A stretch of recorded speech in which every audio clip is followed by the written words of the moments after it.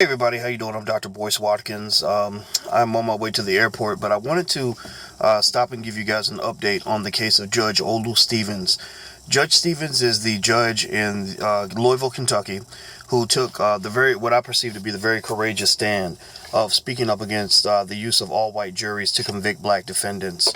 Many of us feel that African Americans, that everybody deserves the right to have a jury of their peers. And I think that the fundamental question people are always asking is, how can somebody that is accused of a crime that allegedly occurred in a black neighborhood be so judged, have his life on the line, by a group of people who are not his peers, who don't look like him, who are not from his community. There is a study at Duke University that shows that when juries are all white, black defendants are far more likely to be convicted than whites, about 15% more likely. It's 81% to 66%. When there's just one black juror, just one, the one drop rule, one black juror, the conviction rate becomes almost even.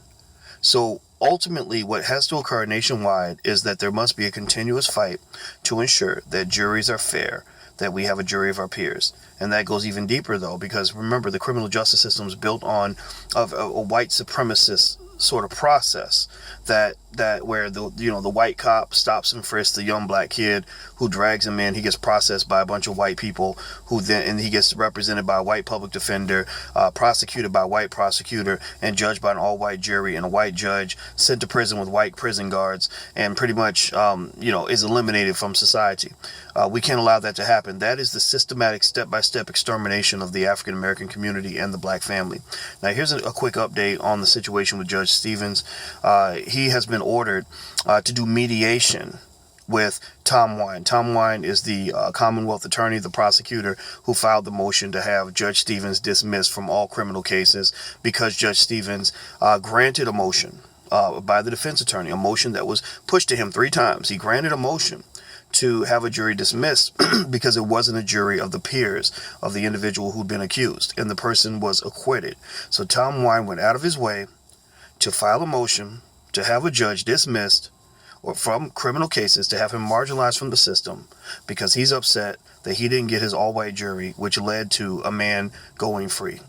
So ultimately what he's saying is that black people don't have the ability to be fair and impartial. Black people don't need to be on these juries unless they just luck out and end up on one. A jury of 40 people with just one black people, or 40 to 1 jury panel where there's just one black person is acceptable. And he's actually fighting for this. This is virtually unprecedented. That's unprecedented. The way Judge Stevens has been persecuted by the system is unprecedented. The idea that this black man has to go back and sit down and he's forced to do mediation and beg for his job because he simply used his standard judicial authority. Mind you, this ain't just a race thing, by the way, in the sense that Judge Stevens didn't do anything out of line. He didn't do anything radical. He didn't do anything that was activist. He simply used the authority that he has as a judge to dismiss the jury panel. So I don't understand why this black man is being forced to go to mediation for his job because he did what he was supposed to be able to do. He used the authority that was allegedly given to him by the state. This really shows you that even when you are educated and successful, quote unquote successful, and you got these important positions, the racism is very, very real. There are many, many examples. Many of us know this, us educated black people. Many of us have been in those scenarios where, you did all the right things. You went to school, you worked hard. You're not a thug. They tell you that if you behave appropriately, that you're going to be treated fairly, which isn't true. And you get in a position and you do the exact same thing that a white guy did. But yet you're scrutinized in a way that a white guy never would be. This arbitration, this forced arbitration, I don't know of any other situations where this has occurred. So make no mistake about it. This is happening because Judge Stevens, not just because Judge Stevens is black, but because Judge Stevens stood up for the black community. They would be perfectly fine if he were a black man standing up for a white supremacist agenda and supporting unconditionally, without question, a white supremacist system that was built on an undeniably white supremacist foundation. It would be okay if he did that, because they love black people who support an agenda that has nothing to do with the black community. But the minute a black man stands up for the black community, then suddenly he's going to be persecuted, which ultimately also means that we are challenged as a community to stand up for ourselves. I've seen protesters out here. I was out there in the streets with them. They were in the rain, blocking traffic and saying that if we don't get diverse juries, if we don't get what we want, we will shut shit down. So I encourage you, don't be afraid as black people to shut shit down when your babies are being hauled away to these gulags.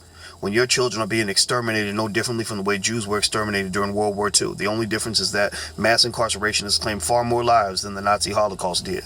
So the Middle Passage claimed far more lives than the Nazi Holocaust. The only difference is that you've been trained to be sensitive to the suffering of other people, but you're not trained to be sensitive to the suffering of your own. That day is gone. That day is over. It's time to stop being afraid. By the way, if you want to support the protesters, you can go to supportolustevens.com, supportolustevens.com. It's a Facebook page. Look on the page. There should be a link to make a small donation. The protesters have let me know that they're struggling to just get basic money for food or for gas or hotels and things like that. And any donation of any size would be of tremendous help to them. If your heart feels it and you really want to give, please feel free to give all in, no matter what part of the world you're in. You can be out there on the street with them. And this is real. Every penny of this money is going right to the protesters. So, please drop in there and look for the link. It's on the page. Kelly told me that she's put it on the page. So give something, help them out. I just gave a couple $100 myself. I'm gonna give more money later on today. But we gotta help these brothers and sisters that are out here, because I'm telling you, I was out there on the street with them, and they were literally standing in front of moving cars. They were blocking traffic and saying, "You can't. We're going to shut everything down because you're killing our kids, and that's not acceptable." So that's it. I'm Dr. Boyce Watkins. Please take care. God bless. I'm on my way to the airport. I'll talk to you guys soon.